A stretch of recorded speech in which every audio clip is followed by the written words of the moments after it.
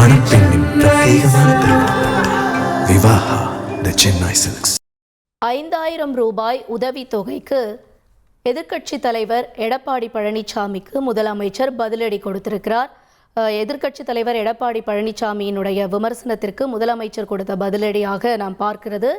ரூபாய் 5000 உரிமை தொகையை கொச்சைப்படுத்தியவர்கள் அது பூமரங் ஆனதால் தற்போது உரிமை கொண்டாடுகிறார்கள் என்றும், ரூபாய் 5000 உரிமை தொகையை கொச்சைப்படுத்தியவர்கள் அது பூமரங் ஆனதால் தற்பொழுது உரிமை கொண்டாடுகிறார்கள் என்று பதிவு செய்திருக்கிறார். மேலும் அதிமுகவின் அழுத்தமே ரூபாய் 5000 உரிமை தொகை வழங்க காரணம் என்ற அரிய கண்டுபிடிப்பை உதிர்த்துள்ளார் இபிஎஸ் என்றும், உங்கள் டெல்லி ஓனர்கள் தேர்தலை காரணம் காட்டி உரிமை தொகையை தடுத்து நிறுத்துவார்கள் என்ற சூழ்ச்சியின் காரணமாகத்தான் இந்த உரிமை தொகை வழங்கப்பட்டது என்பது போல பதிலடியை கொடுத்திருக்கிறார் முதல்வர் ஸ்டாலின் அவர்கள்.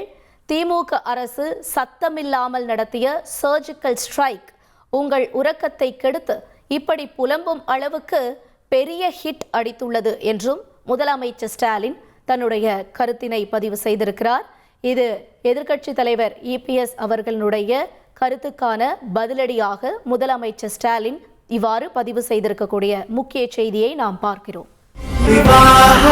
மணப்பெண்ணின் பிரத்யேகமான திருமணம் விவாஹா தி சென்னை சில்க்ஸ்.